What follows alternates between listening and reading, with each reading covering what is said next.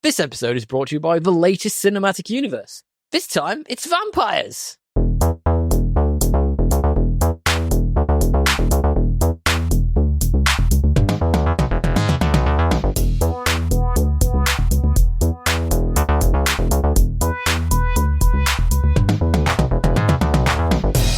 Hello, and welcome back to another episode of Podcast Assemble, the show where you come for your rambling geeky download. My name's Tommy, and I am delighted, as always, to be joined by my friend and co-host who is across the pond. It's our resident twin again of the pod.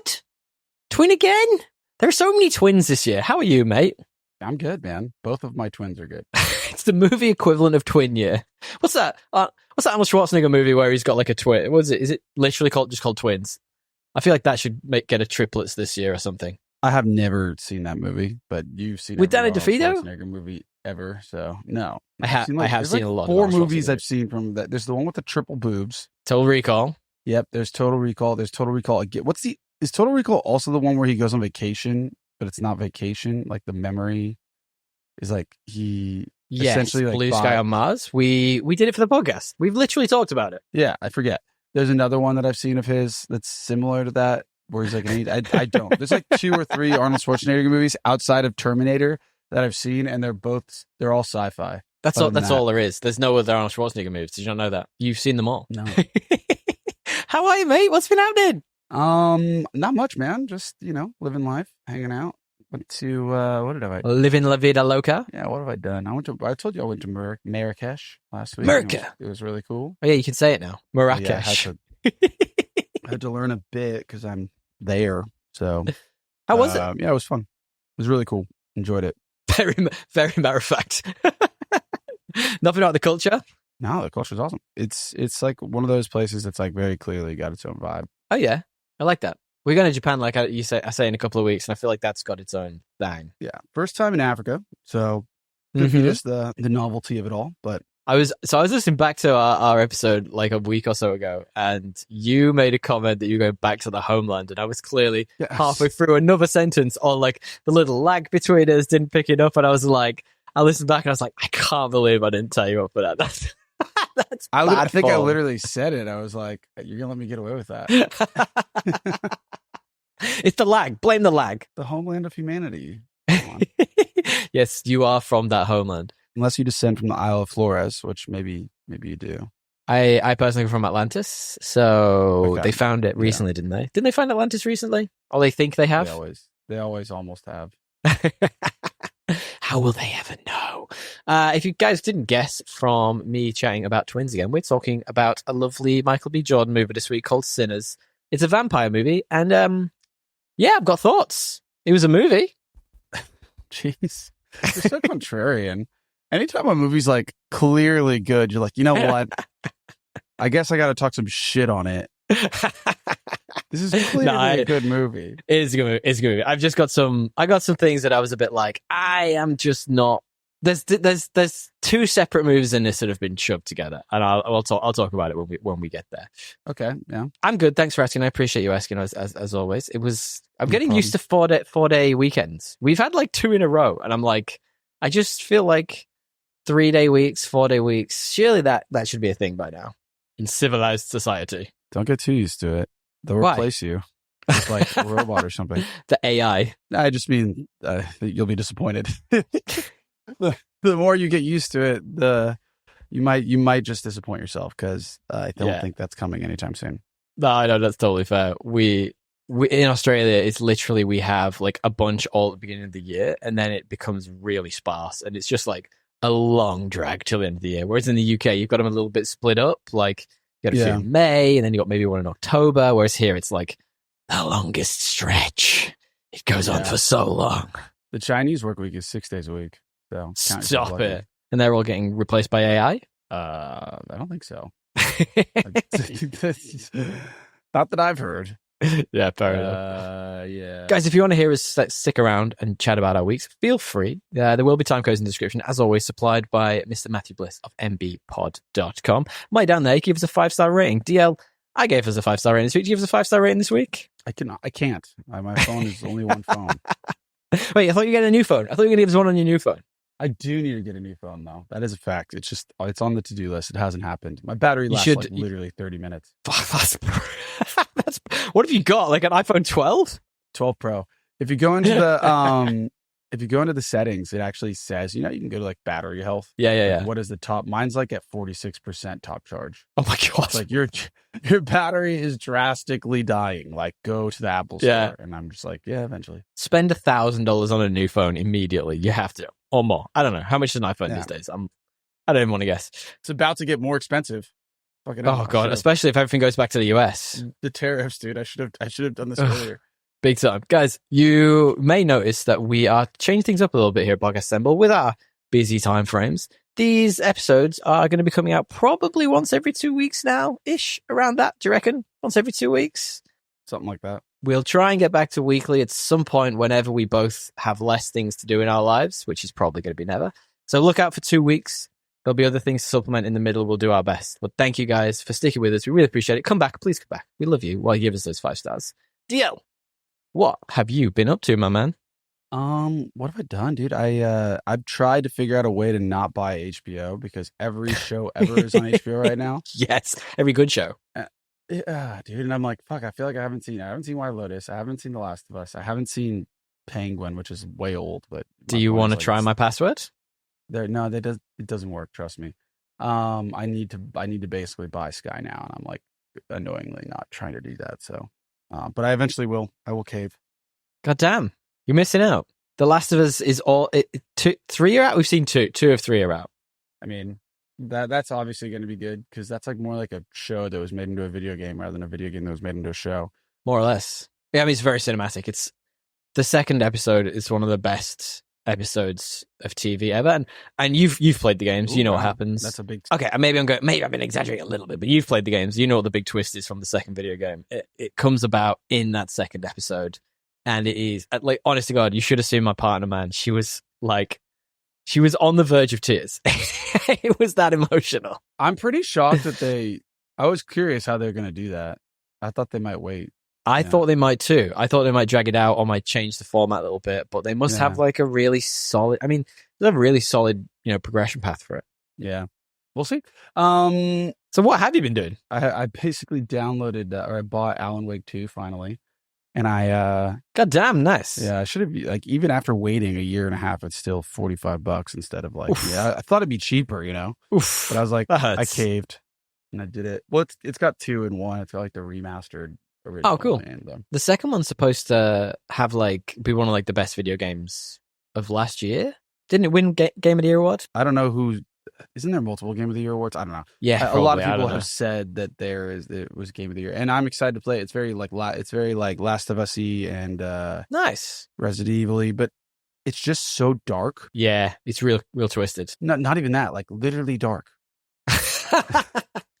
Like the Battle of Winterfell. Like, yeah, dude. Like whenever I play during the day, the glare just makes it impossible. Oh my god, that's such a. This is such a first world problem, but it's such a big deal. I have a very well lit apartment, and so I just can't play until nighttime. So like I kept trying to, and it's scary. I guess I've got to switch to fucking Witcher again because it's light, it's lit, because I can see. You can see things that are happening. Yeah, and then there's what else have I done? I watched Tim Dillon's new stand up special, which I found to be fucking hilarious. But he's like, I don't know Tim Dillon. Oh, he's very dry, my man. Very like man after my heart. Politically motivated, like political commentary, dark, very dark. Where's he from? America. He's from America. He's actually quite interesting. So he's like a it's like a fat, not fat, but not fit either. Gay Republican. Like, it kind of reminds me of Tommy Boy, but like brilliant. And he's like, by Republican, I mean he's more conservative. He's not a like he's definitely leans more conservative, and he is just so fucking funny, dude. It's like he's such a like. I gotta check him out. Yeah, he just breaks all the tropes, and you're just. Is he on Netflix? Quite funny. Yeah. Yeah, I have to check that out. That's fun. I mean, that's right up your alley as well. That like dry humor, dude. His humor is just non-politically like, so correct. It's hilarious, bro. Mondays is my night. Mondays is the night. Like, my partner goes out to yoga and I get the apartment to myself. So it's when I watch all the geeky crap that I don't get the opportunity to when she's here. So like I recently watched like the Devil May Cry anime series that was on Netflix and stuff. But like this is the night, so I might chuck that on while she's out. I've saved that. Is it any good? I mean, look, I'm a big game fan, so I've played all the games and really enjoyed them all, even the one that's meant to be bad. And I enjoyed it. It's I mean, like if you like Devil May Cry, give it a watch. Like I didn't love it. Yeah, I may not do it then. If you didn't love it. Well, friend of the show Bertie sent a suggestion saying that it's weird that they use the voice of his brother from the games for the main character, like the voice actor. It makes it a bit weird, and like it's a bit of a younger Dante, so he's a bit like, I mean, he's immature anyway in the games, but like he's a bit annoying. Isn't it the same guys that made Castlevania or whatever? I don't think it was Capcom, so it's all of those games. Pick a Capcom. No, I mean the ones that like made the anime Castlevania. Oh, probably. I have no idea. Creator. Yeah, probably. I mean, Netflix had like an anime division for a while, but they fired them all because Netflix, baby. So I got a couple. I had a couple of things I wanted to talk to you about, and I'm gonna bump Daredevil Born Again to next week because that finished. There's a couple of things I wanted to talk about, a couple of bits that I was keen to say. It's fun you've been talking about video games, so I actually finished Jedi Survivor. So, you know, there's those new Jedi games that have been coming out. I think Fallen Order came out, and then Survivor was after it. It's that Ranger guy he's like a lost Jedi or whatever. Yeah, he's ginger. Yeah. He's a Ranger. And I didn't actually play the first one, but I knew what the twist was, and I didn't love the gameplay when I played it, but I bought the second one because it's apparently got really like better gameplay, better game loops. I gave it a go, and I really liked it. I had a really good time with it. I really like Star Wars, but I don't like the main line Star Wars. I like weird side stories like Andor or like The Mandalorian, where it's like you're not following, I don't know, a Skywalker or whatever, and the gameplay is fun. I just had a good time with it. Like and there's like shades of grey in the Jedi Order and stuff in the game. Like it was good, man. It's good. It's a good time. What did you not like about the first one? I tell you, this is the dumbest story. I went and had a physio appointment. I don't know why am I telling you this. I had a physio appointment. It's kind of random. I asked you about Star Wars, and you're talking about your physio, but whatever. I'll get that. You know me. I like to tell the full story. I don't want to just give you like the ground level shit. Yeah, let's hear it. Finish my physio, and the physio goes, "We've got this new piece of kit, and we're letting everyone who's had an appointment have a free go on it." So what it was these things. I have no idea what they were supposed to do. I couldn't tell you. Not a clue. They were basically like big sacks that you put your legs in, and they inflate. Mm-hmm. It's like, you know when you have like your blood pressure taken and they put a thing on your arm and it holds your arm. And it's like that, but for your entire legs. And I'm like, what is happening? But anyway, you have to sit in it for like half an hour and you want to just sit. It's compression or something. Yeah, it's probably for if you've done like a big hike or you've done a big leg day or something, you know, like one of those things. And I was sat in it and he goes like, in case you get bored, here's a PS4 remote and puts the PS4 on and it's got Jedi, whatever the first one is, Fallen Order on. And I started it. And honestly, this is more of the fault of the PS4 than it was the game. It was so slow, and it took so long to load. And when I finally started playing it, I died like immediately because like the reaction wasn't great. The connectivity of the remote to the PS4 was shit. And I was like, this is the shittest like experience ever, and it really just ruined it for me. So when I was like, oh, this is going to be, so it's not even the game's fault. It's not even not even a little bit. But then I'd had like the big twist. The big twist for anyone who doesn't know, Darth Vader is at the end of the game. I might play it. You're never going to play it. You're never ever going to play it. Well, I'm definitely not going to play the first one, to be fair. So it was the gameplay on this one's way better. I think you'll have a better time with the second. And you just watch the cutscenes on YouTube, or whatever. That's all I did, so it's fine. What's the big twist? Let's hear it. It's Darth Vader. That's it. Darth Vader comes in at the end. He's Darth Vader? No. At the end of the first game, Darth Vader comes in and fucks shit up. A little bit like how it happens in Andor. That's not even a twist. That's like I know, right? Star Wars content. It's literally in that time period. Of course he does. But yeah, so it's like it's good. This second one has actually I quite like the twist in the second one. I'm not going to tell you what this is in case you do want to go and play it. But I was on the PlayStation game store thing, and I got them both for like £20. They were on sale, so I was like, I will take them both. Thank you very much. So yeah. I recommend going away and checking out Jedi Survivor if anyone has a PlayStation, or I don't know, if you care about playing video games, go check that out. It's good fun. The other thing I bumped Daredevil Born Again to talk about, I wasn't going to talk about it till next time we catch up, but I finished it this afternoon, so it might be time to talk about Iron Gold from the Red Rising series. So, nice. for anyone who doesn't know, we are massive fans of Pierce Brown on this show. The book series Red Rising is his first, I believe. If you haven't listened to all of our other episodes where we've, waxed lyrical about them and talked amazing things about them. The first trilogy ended. It was Red Rising. Morningstar was one. What was the second one? I can't even remember at this point. You can't remember, dude? Golden Sun. Golden Sun. Well, actually, a very good one. I like that. So then there's this follow-up, what was going to be a trilogy, and now is a quadrology. I think that's what it is. So 3 of them are out, and the 4th one's coming out. This is the first of this second set of books. Love to know your POV on Iron Gold. Yeah, I like it a lot. You actually do know my POV because I've already texted you about it. I think it's like when I first read the original trilogy, and I found out he was doing another one. Part of me was like, "You sure you want to do that, bro?" No, you sure you want to do that? That ended pretty. And not to say there isn't a bunch more to explore, because there clearly was. Yeah, but also there was like a world where you didn't need to expand the world anymore, and you kind of could 100%. just assume what would happen, right? Where they would secure power, live ever happily ever after, or maybe they didn't and it would struggle. You could have. It ended with quite a bow. 100%. It was a beautiful ending as well. Really beautiful ending. Yeah. And so but then I was like, you know what? Like with this writer, if he's going to do it, he's going to do it for a reason. And I do find this sequel, most sequels like do this thing where they just devalidate everything that happened before to like justify the sequel's existence. Absolutely. Whereas this is like, it doesn't do that.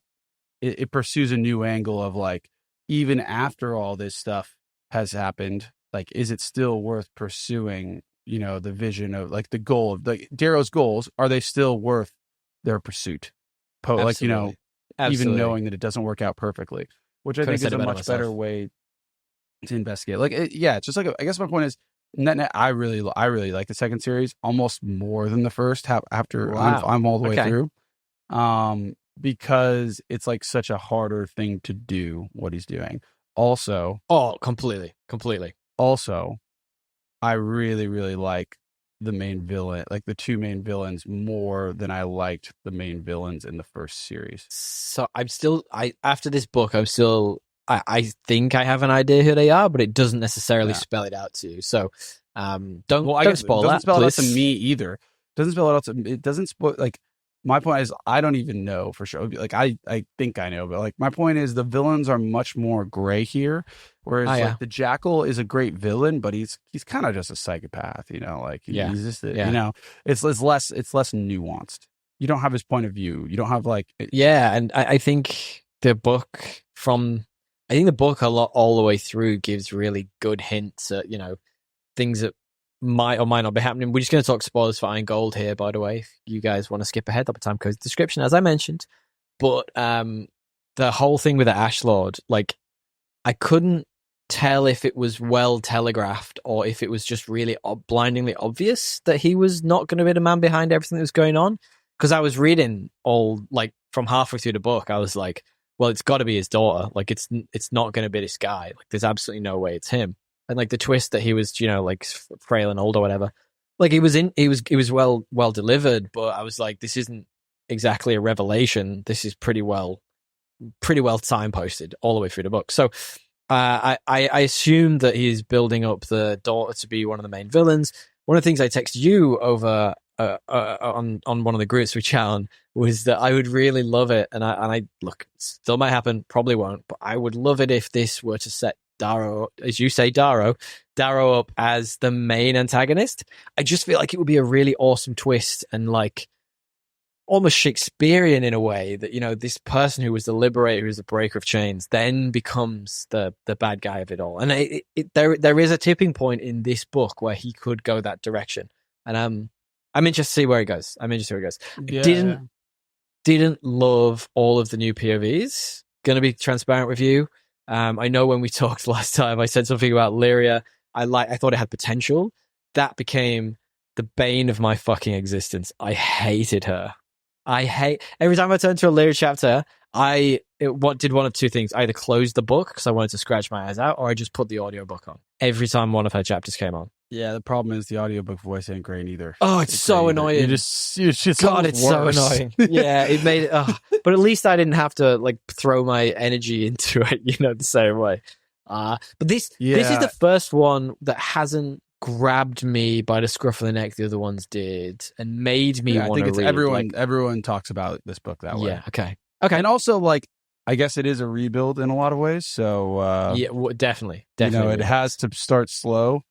And it's like a rebuild, like in the first book, the world isn't built yet, so it can be small and it can move fast. There's not a lot of like the weight of expectations and the weight of explaining things, and the world is super, super like myopic. Or this, it's like there's been a whole trilogy, so you can't compress the world, but you do have to start from scratch again. And so I think that's part of what it kind of suffers through. But I really enjoyed it anyway. It definitely was slower, and it was largely because of Lyria.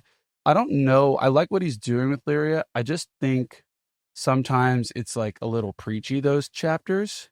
Like it's a little on the nose. Like I don't need to know every single. I get her story, so I understand where she's coming from. I understand her perspective. I'm just stuck in her willowing a lot, where it's like I could just. You don't have to like write it all out. Like it can just be through her action, and I'll get it, and it can be more subtle.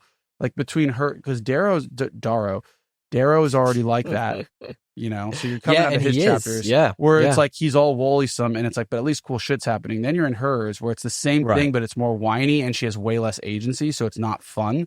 And I think that is the point. Like I think like that is exactly what he's trying to do. Are they like sort doesn't of mean like it's other sides of the same coin almost? Yeah, it doesn't mean it's like imagine having like the same feelings, but like having literally no agency. You're not gold. Like, I guess like that's probably what he's doing. It's just not always fun to read, right? But Ephraim, I love that POV. And, that guy's a great POV. I'm a big fan of that. I tell you one thing. At first, I didn't like it, but I came around.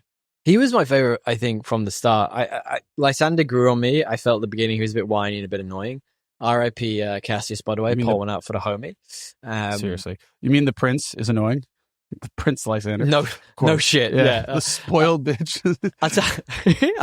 I'll tell you one thing I did think when I was reading this book, and this is a thing that I actually got a little bit frustrated with it, was that in the original trilogy, when every chapter is dedicated to Darrow, I keep saying Darrow now because you've incepted me into my brain. Well, I've Darrow. done it.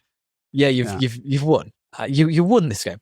When every chapter is about Darrow, the thing that really got me was that he is an agent of chaos, effectively, in my eyes, and anyone can die at any moment. That's fantastic. The idea is, though, like as it is spread out over chapters, things will happen, things will speed up, people will die, but it tends to happen spread out, so you get time to, be with him and feel his pain. Whereas in this, because he was so limited in the amount of chapters he had, I was sitting there every time I opened a Darrow chapter going, who's going to die this time? Like it took away from like his character growing or finding out more about him. And I really liked the chapters where it was just him talking to his son, but I was sitting there going, who's going to die in this chapter? You know what I mean? Like, and that has become a bit of a problem because he's the only one really that has that. Like, okay, Ephraim had the other three in his. I'm agreeing with you. He had the three in his crew, and I really liked, Olga. What's Volga? I really liked Volga. I thought that was a good character, right? Yeah. And that's a fun playoff between the two. Like the polar opposite ends of the spectrum in terms of one's happy-go-lucky and the other's down his luck and sad jaded. And lost everything. Yeah, completely jaded. Perfect word for it. But every time I opened a Darrow chapter, who's gonna die? And that's every time, and I couldn't help it because I just knew he had such limited amount of time. And he is that agent of chaos, which he's trying to bring back. And I think the thing that snapped for me at the end was it was him, that last line or whatever it is in the book, where he's like, I need to bring back the Reaper, or I'm falling into being the Reaper, or whatever. I don't think I fully got that he wasn't the Reaper all the way through the book. He was the dad, not the Reaper.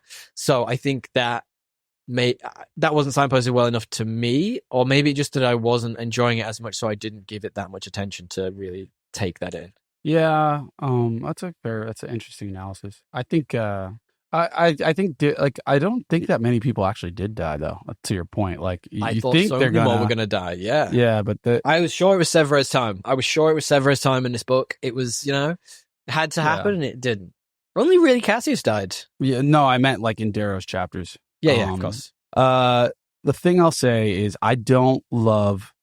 I think this book, there's a lot of choices that like they make about Darrow's character where I'm like, I don't know. I don't believe, like when I first read it, I was like, I don't believe he would make that choice. Like, I don't believe that choice. I don't believe he would risk this thing with Wolfgar. I just don't believe it. Because you've just come from like a trilogy where he just like risked it all to finally get this. Why would he compromise it? Totally. Like that's like what you last read, and then you're thrown into this thing where he's making all these choices as a character you don't recognize. He's jaded. Yeah. But what you got to remember, and I think this is the hard part about what he did, but like after you've like read the whole book and on reread, I think it hits better because you have the history of like all his future thoughts, which are all about the war. He just been through 2 decades or a decade and a half of just war. Like it didn't just end. He was just literally on the front lines for 10 years. And so he's clearly like a more jaded character, and you're almost reintroduced to Darrow in this weird way. And the decisions he makes are much more from the frame of I need to end this war rather than from the frame of how do I do what needs to actually be done for the effort. Right. It's like he's making decisions out of a matter of convenience because he thinks I can finally just quickly end this. I'm not going to think about the consequences. If I quickly end it, it's like a get rich quick, scheme, Ponzi scheme, or like the limitless pill kind of thing. And I think that's what Pierce is going for. But what I do like about his arc is like if you watch anyone long enough, they can be like they can become the villain, or they can make choices that make you question. Like no one's perfect is I guess the. There is a great episode, and this is a massive tangent. Why am I saying this? There's a great episode of How I Met Your Mother where they have this running gag through the whole thing where it's like they keep spotting people who are doppelgangers of each of the characters in New York. So they're like, they've seen baseball player Robin and they've seen Mustache Marshall and all these things. But the point of this whole gag comes to the end of it is that you get to certain points of your life where you effectively become a doppelganger of yourself because you've changed so much over an amount of time that you might look back at yourself, say 10 years ago, like Darrow, and say, that looks like a completely different person to me, even though I know it's me. And I feel like that's kind of what it's going for here. And I get it. I really like it. Like, it's a great POV on Darrow. Like, that evolution of character was like all of his chapters I was in. I was just in. It was Red Rising again. Like, you know what I mean? It was that. And then you'd get to a Lyria chapter and you'd be going like, and I fucking hate this bitch of a sovereign. And you're like, oh my God, like, why are we doing this again? Like, it's the same shit, So, yeah, I think we're on the same page with this. Like, I really enjoyed it. Super excited to start the next one, which I've heard is like a hard book to get through, even though it's a big boy as well. So, we'll come back. I would say it's different. It's not slow the way this one is, where you're like, it's just brutal. Okay. Cool. I'm down for brutal. I'm back to brutal. Back to brutal. Get everything with guns in the air. It's a page turner, but you're like, but you take breaks because you're like, I don't know if I can handle another chapter like this. Yes, so excited. Guys, please go away and check out Red Rising, the whole series. Friend of the show, Luke, actually went away. He came around and checked out a new apartment. Is it my copy of Red Rising or your copy of the first one? I think it might be mine. I think we both have it. Yeah. I think you gave me your Iron Gold and your whatever the next one is that I've now got out to read. I gave him the first book. He's a bit like me. He's not like a huge reader. From his own admission, he burnt through it. He got through the first 3 in like 3 weeks. So more power to you. Guys, go away and check out Red Rising. I think you'll all really enjoy it. Guys, if there's anything we haven't talked about, hit us up. You can send us memes, send us news, send us reviews. You can find us at Podcast Assemble on Instagram or thepodcastassemble@gmail.com. We will eventually start doing more Instagram content. We are working on getting these episodes recorded in video in full HD, so you can see our glorious faces whenever we do these, and we can make that into some Instagram content for you, so you can hear Dre waxing lyrical about Red Rising. That'll be coming soon. Follow us on Instagram at Podcast Assemble. You find us there. DL. Going to preface our main topic this week. It's the main topic theme. This week we're doing Sinners, which is, you've probably heard about it because it's quite It's got like It's quite a the lot on Rotten zeitgeist Tomatoes. right now. Yeah. It's got Michael B. Jordan. Who's the director? He's very famous. This director. It's Ryan Coogler, who you would know from Black Panther. He's done the Creed movies. He's got a really unique vision to him. Yeah. So we've got Michael B. Jordan, who's playing two characters. Twins. Yeah. Their names Smoke and are Stack, baby. Yeah, Smoke and Stack, which is pretty badass. And we've got a pretty big cast of great cast, phenomenal cast, like actors you've seen but haven't really led. Minus like what's the one Haley Steinfeld? She's been in a bunch of stuff that she's I've been seen. in loads of stuff. Absolute favorite of mine, like Delroy Lindo. By the way, Gone in 60 Seconds, Get Shorty. That guy's got some back catalogue. This is a great cast. You'll obviously all know Tanajal Jackson. A couple of people who I didn't know before going into this, and you tell me if you knew them. Jack O'Connell, who was Remerick, the bad guy. I didn't know him. He's apparently in Ferrari. And Miles Catton, who is Sammy Moore. This is his first acting credit, and what a great first acting credit. Let's be just upfront about that. This is a phenomenal performance. But do you, before we get into it, have a stupid plot summary for this? Yeah, I do. And I did know Jack O'Connell from, there was some like Netflix Western that was like quite popular that I watched him for. That I watched him as the lead. I forget what it's called, but it was like got good reviews, and it was like a 10 episode single season. My dumb summary is Legends, but in the Bayou and with vampires. You gave me such aggressive eye contact there. I was like, where is this going? Legends, like the twin gangsters. Yeah, it is. It's got a bit of the Cray twins about it, doesn't it? But in the Bayou, mixed with like, a little bit of like, I guess it's not Us. What's the other one? Get Out. It's like if Get Out was set in the Bayou, but instead of like, instead of whatever that is, it's vampires with like two Tom Hardys. I'll give you a similar but different. Mine is From Dusk Till Mississippi Burning. Who could have guessed there would be worse white folks in the KKK in 1939?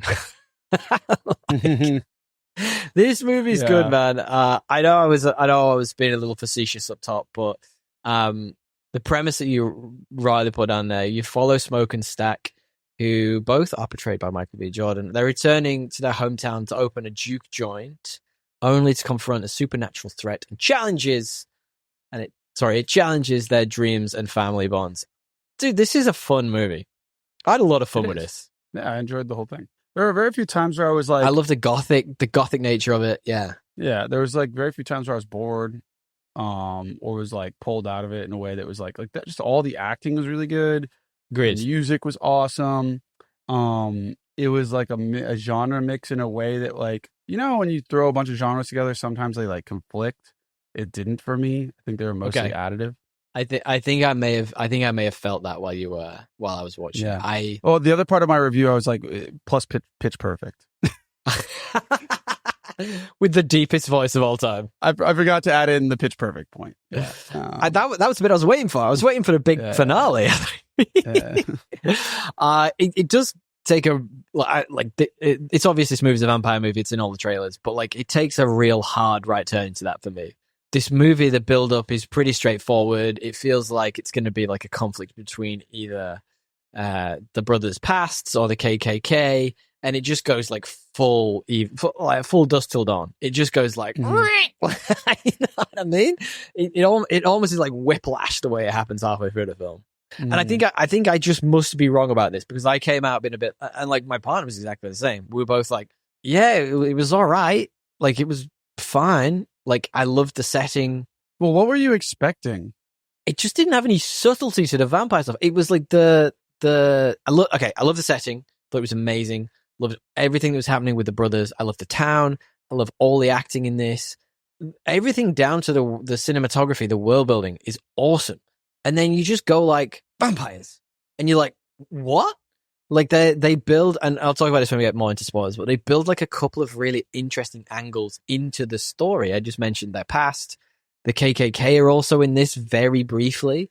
And I'm just like, it would have been a way more interesting film if they'd have explored those angles rather than going, we've done all this setup. you're having fun with this. This is an interesting place. Now vampires. You know what I mean? I don't know. Is it just me? I don't agree with that though. I think they Sure. did use those. Yeah, I think they used those themes as like all that like plot work they did with the KKK is to like highlight the theme of like community and the temptation of giving into being pissed off that you're marginalized by things beyond your control. So give into the temptation of community. In this case, it's the vampire. It's like cheat the system. And it's kind of like an allusion to like, hey, if you're forced into this terrible place, socioeconomically, whatever, by powers beyond your control, do you give into the temptation of trying to break the system and cheating, getting into selling drugs, becoming a gang member, saying, fuck the system, I'm breaking the system and I'm finding a way to make my own money, my own thing? Or do you face it with honor and go through the hard times knowing everybody's got, some level of shit they've got to deal with? And that's like, I think the dichotomy of like the vampire choice is actually a symbol of that choice for these two men. Sure. And they're very like juxtaposed in how they would do it. I completely agree with all that. I think that's a really good POV on it. And look, like I might be wrong. It's just the way I viewed this film. They built a really interesting backstory for the two characters that was subtly hinted at, and subtly brought up through the film. And there was all these little strings that were pulling, and like my brain just thinks that would have been just so much more of an interesting way to explore all those themes you just said. But like, I get it. It is, this is a way of jumping that system and giving them an autonomy that they probably wouldn't have had otherwise. The part that I did think was left lying was like how, and I thought there was like pretty good I thought the vampire stuff would be happening earlier, but it does happen right at the beginning. Like you get like a little indicator that there's something else here. You do. And then you see the guy like burning as he's running into the one KKK cabin. Do you remember that? Yeah, that's within the first half hour, 45. What was the one? Is that the first one you're mentioning, or is there one before that? So there's like the very first one, which is Sam with his guitar, where he's coming into the opening scene. Oh yeah, the cold open. So the cold open where there's like clearly something supernatural going on. Yeah, and that's sort of a flash forward. Yeah, then it's like a 45 minutes in, you see the initial shot of this guy running, getting kind of like smoky, and you're like, "What was he just on fire? What?" At first, and you're like, "Oh no, that's a vampire." Like I figured it out at that point, and then you don't actually see what happens to those people until later. But it's clear that the one thread though that I think they left hanging was like I was waiting for the Native American vampire hunters to come back. I was like that maybe that's their next, if they're making a franchise. And that's what my partner said. She said the exact same thing, but I kind of get why they didn't, because they were very clear that, it's nighttime. We're out. We're going home. Yeah, like peace out. And the whole thing happens in the night. So I was like, oh yeah, that makes sense. Yeah, no, it does make they sense. Don't come back. They're smart. Stick to your guns. Yeah, stick to what you know.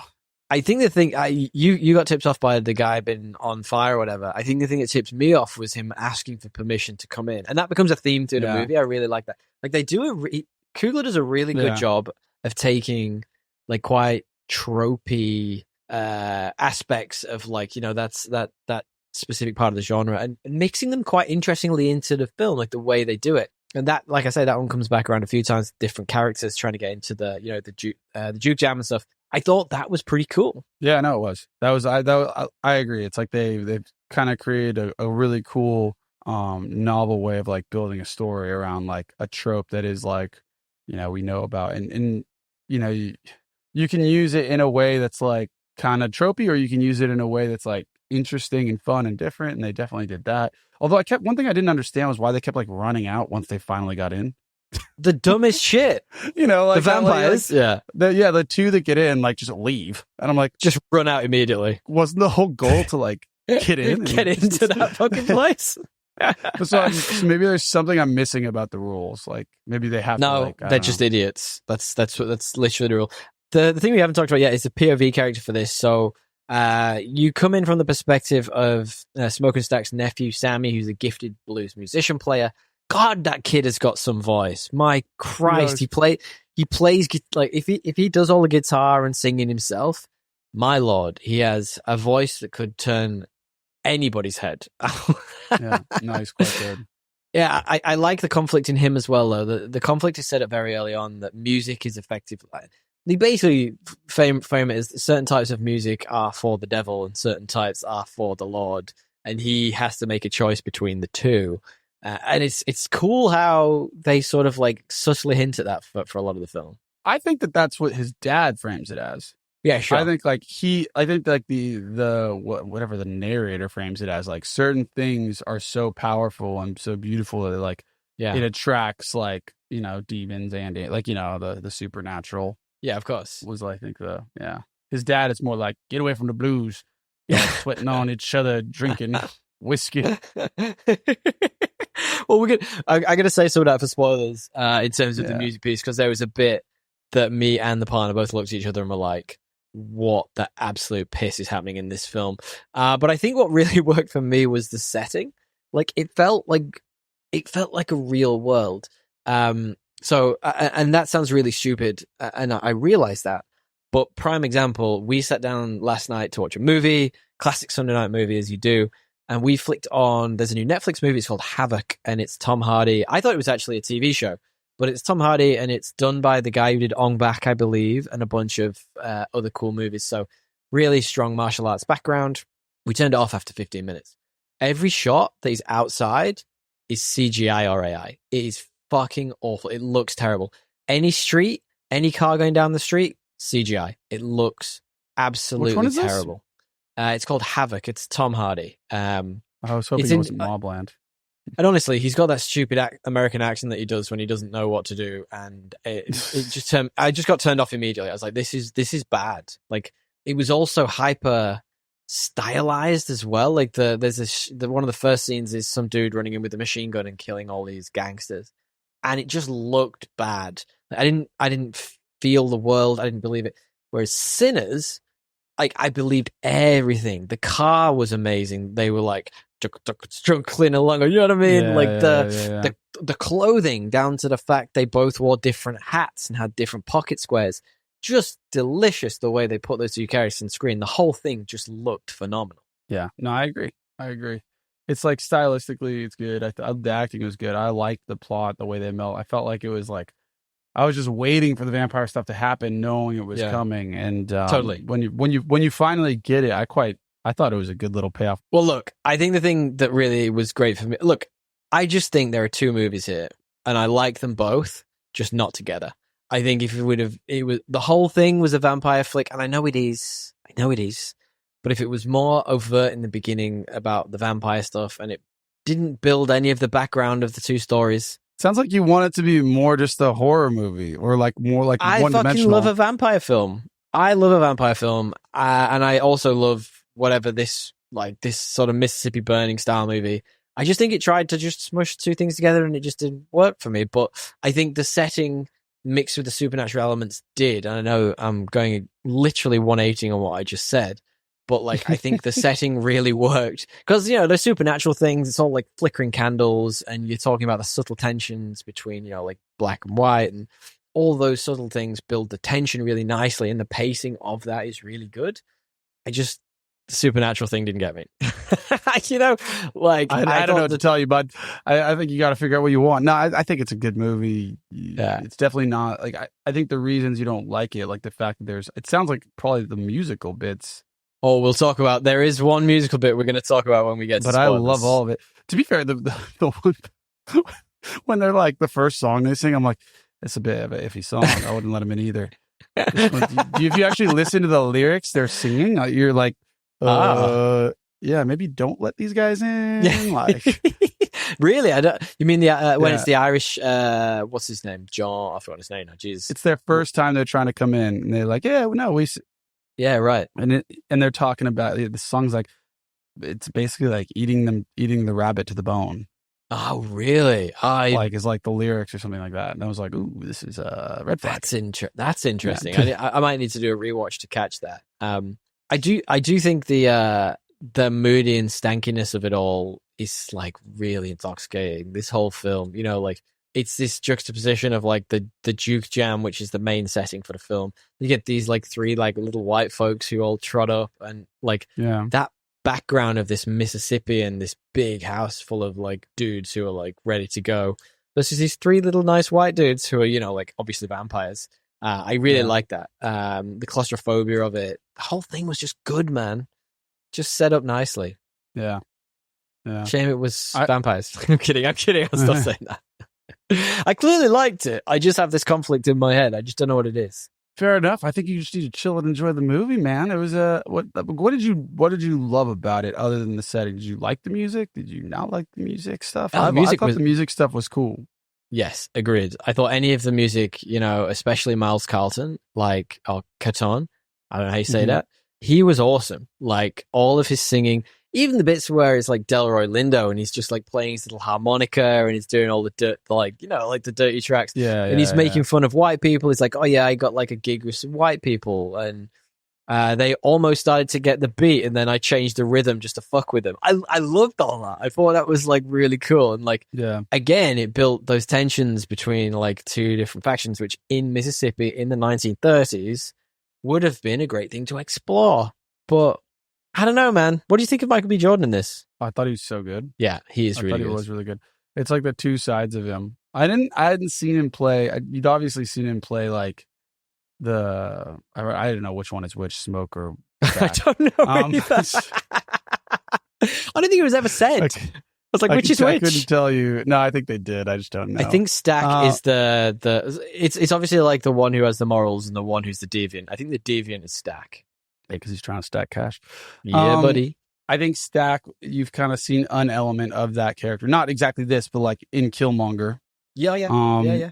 You get a bit of that style, like, no moral, very, how do you say, charismatic style guy. I haven't seen the brooding Michael B. the same way, even in the Apollo stuff. Like, this guy was a stoically brooding, hurt, in pain man, and I think he pulled that off in a way I hadn't seen from him before. I thought he did a really good job. I agree. It's flawless as well. Those two on screen. Oh my god, he's in unbelievable shape, and it is just terrifying. Like, it's wild, dude. Like, how do you get so cut?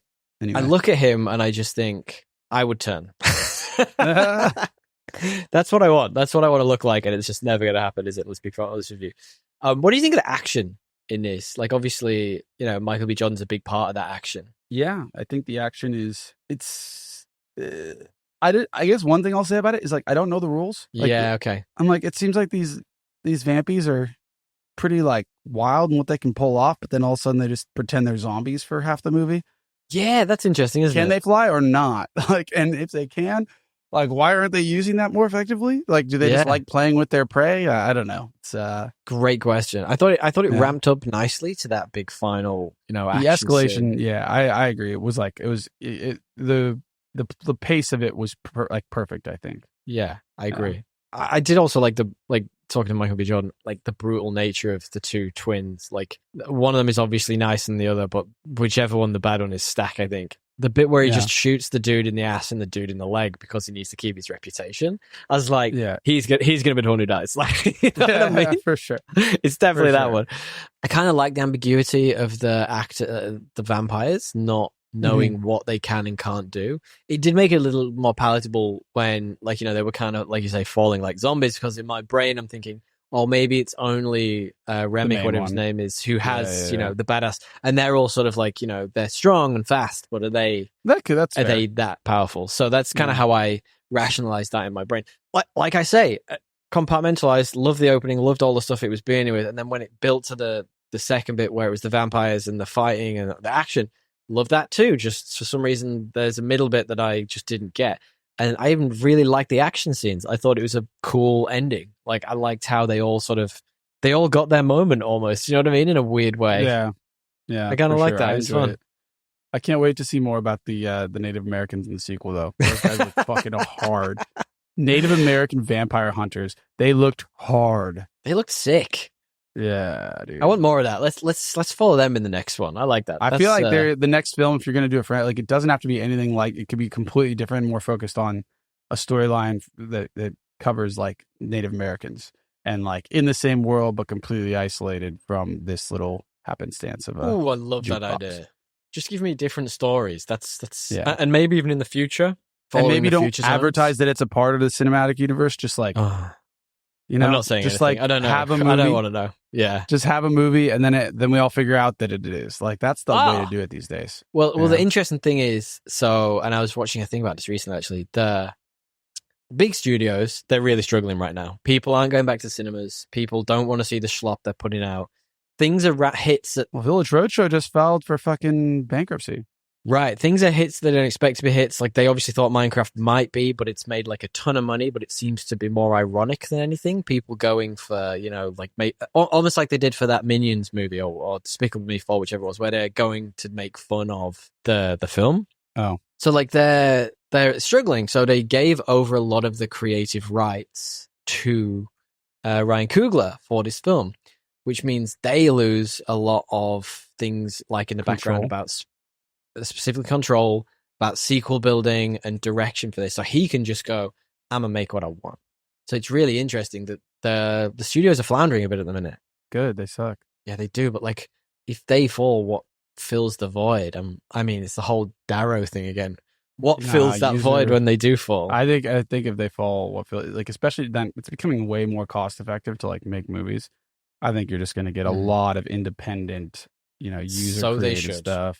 Which will be pretty good, I think. Yeah, I think it's over. Net, it's probably a good thing. 100%. Not for actors, because you're going to make less money. Right. But for content. Yeah. Well, a lot of actors who do like Netflix stuff, they get paid like a ton up front. Like that's why that Electric State budget blew out, the one with Millie Bobby Brown and Chris Pratt, because they had to get paid 30 plus million up front because they're not going to get paid residuals, they're not going to get anything off the back of it. So just a really interesting time for the movie industry, and I like I say, I hope lots more independent stuff comes up. DL, do you have any tones or themes for this movie? Yeah, of course. I mean, there's a bunch of stuff around like sin and what qualifies as it, right? Like, and like, at what point are you sinning? At what point are you like looking out for yourself? You've got like this dichotomy between the brothers of like basically honor and what you're owed, and all sorts of things, man. I got what racism, obviously, loneliness, finding your family, all that kind of, all those kinds of all that kind of good stuff. There's a lot to unpack in this one. We did a lot, actually. I really liked your analysis of taking a shortcut to getting power. I think that's really deep in this film, and that's actually a really deep cut that was really cool. Temptation, essentially. Yeah, right, perfect. I mean, vampires. It's literally like that is the trope for vampires. Do you have a 3 best and 3 worst? I guess my 3 best would be like the acting, the music, and like the pacing. Honestly, I enjoyed this movie from front to back. Like I was never like waiting for it to keep going or make a move or do something different. I was pretty engaged the whole time. I mean, it's not horribly dissimilar. I've just got everyone in it, the music and the world they built. Like it just felt real and lived in, and it like it felt like Mississippi in the 1930s. It just had that vibe. I loved it.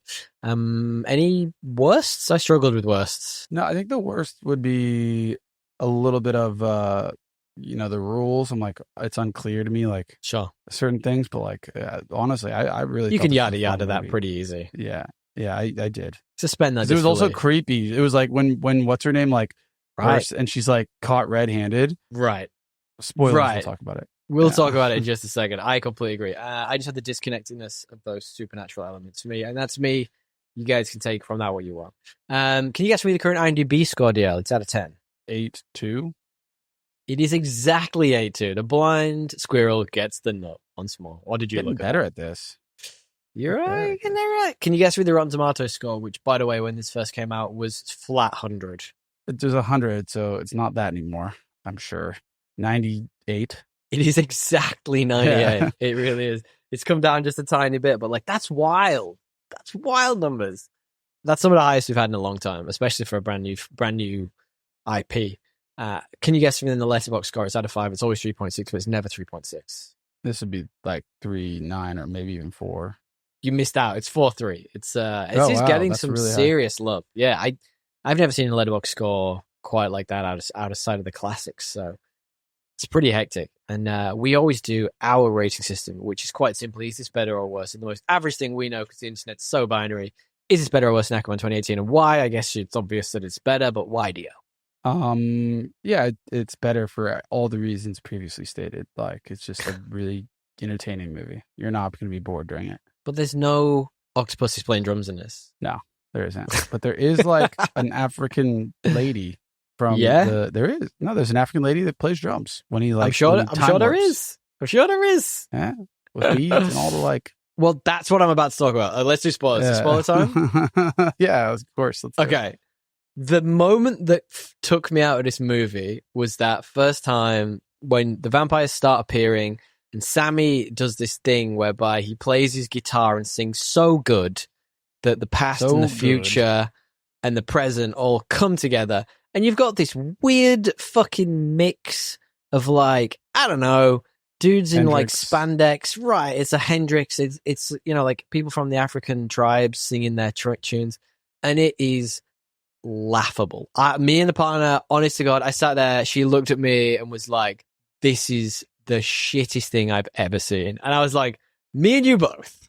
I don't know if it was the shittest thing I've ever seen. I think it's up there. I can understand why that takes you out of it, but you understand what they're doing. They're like justifying this as like the supernatural, like the music is the through line, and he's so good he's tapped into something supernatural, which attracts the vampires, which kind of even warps time and space. Like now, I don't know if it was necessary, but I actually quite enjoyed the music during that part. The music was phenomenal. Music was phenomenal. So like if it was bad there, then I'd have been like, okay, what are we doing here? But it wasn't good enough that it just kind of moved on. Yeah. He's amazing, by the way, that kid who plays Sammy.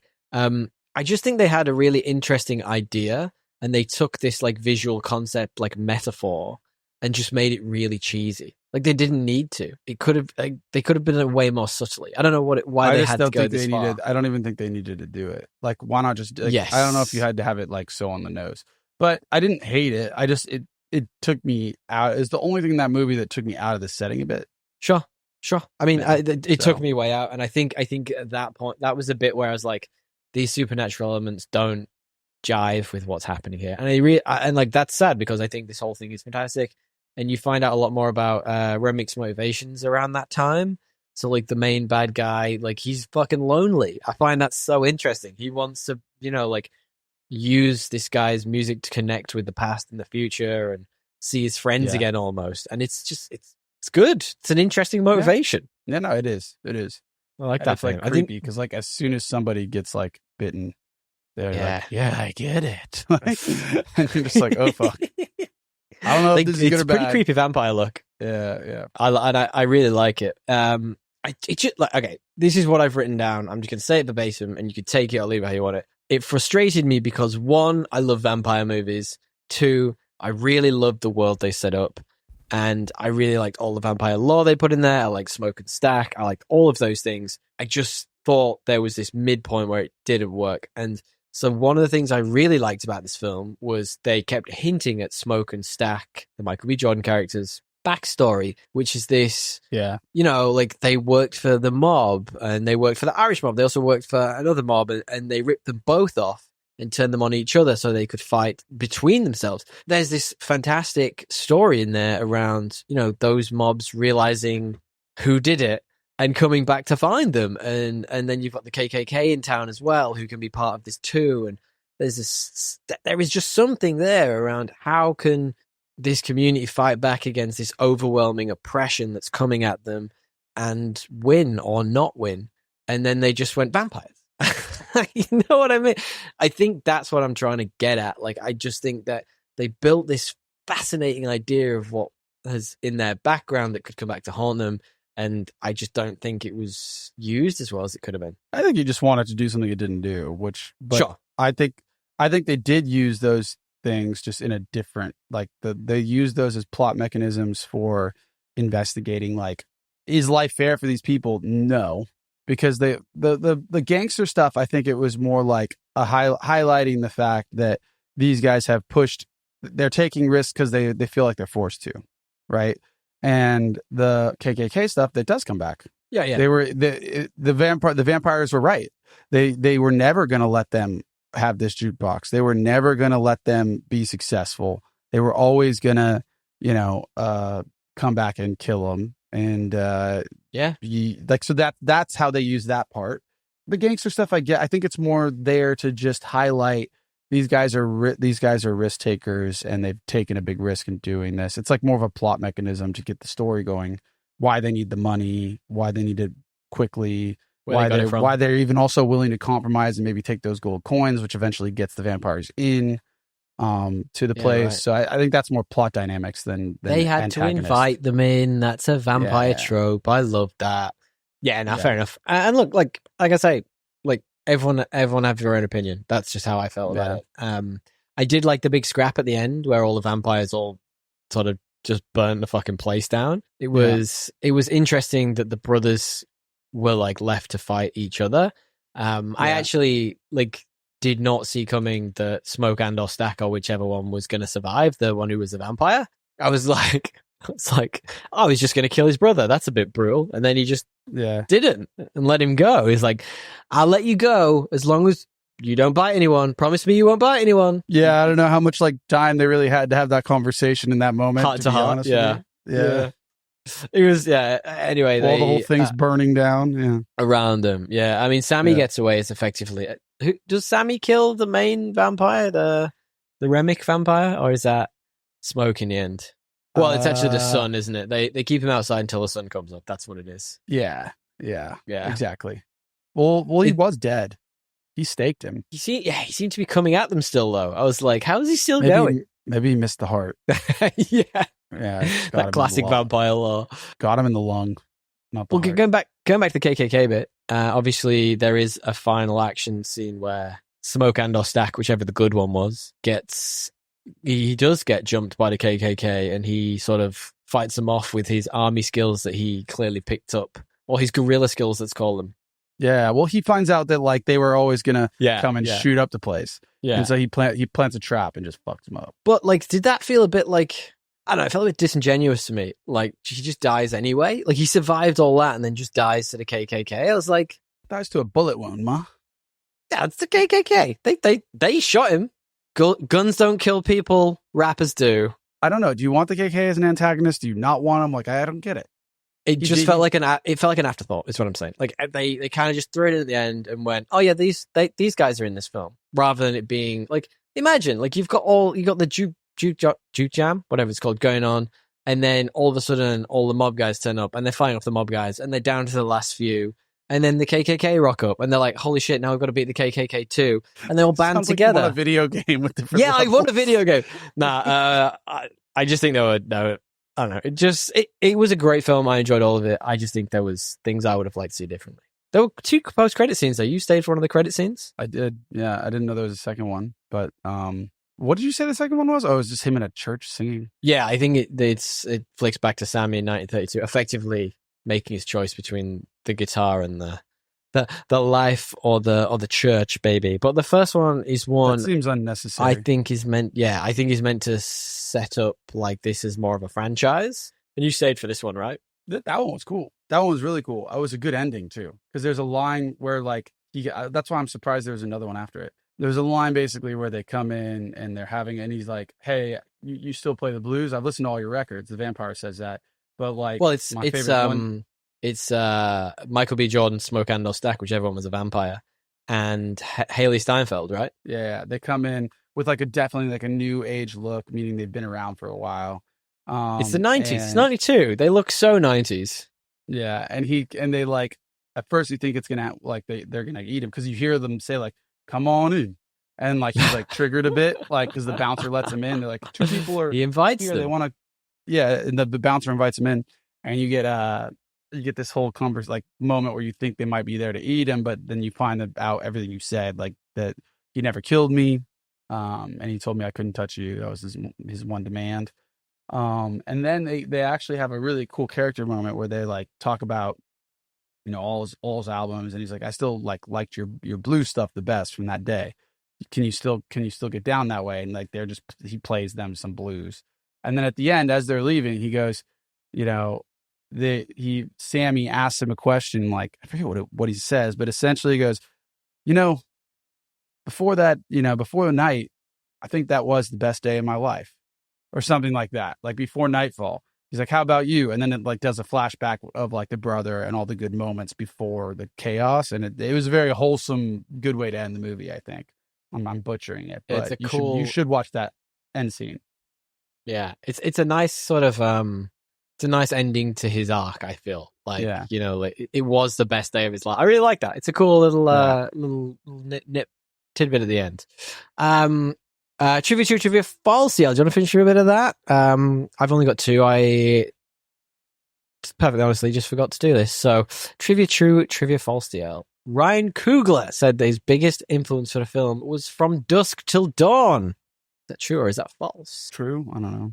Technically, it's a false, half though. truth. He said that, and also The Faculty, which were both directed by Robert Rodriguez, which I can definitely see that. It's that hard right turn into the supernatural stuff. Absolutely. Trivia true, trivia false. Christopher Nolan and his producing partner / wife Emma Thompson assisted Ryan Coogler in the shooting with a 65 millimeter film.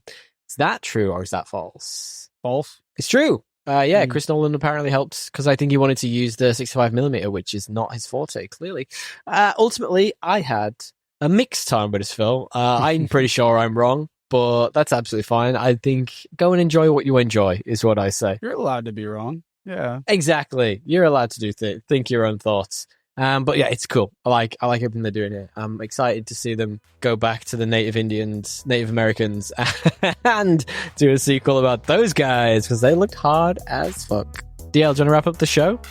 Yeah, a big thank you to Matthew Bliss for editing and mastering this week's episode. If you'd like Matt to be part of your podcasting team, get in touch. So you should. business@mbpod.com or head to mbpod.com to find out more about what he does. If you want to hear his work, listen to Coffee with the Podcaster, short thought pieces on topics shared about podcasting. Wholesome shared over a cup of coffee. content. I need another cup of coffee. I'm starting my day, but Tommy, you are ending yours, so... It's getting dark here. It's Until got next- dark around me. I'm sitting here with the light of the screen. We've literally watched the earth move. Yeah. Mine's gotten more light as yours has gotten darker. That's where we are right now, buddy. So till next time. Until next time, man. Tally-o. Tally ho! Woo.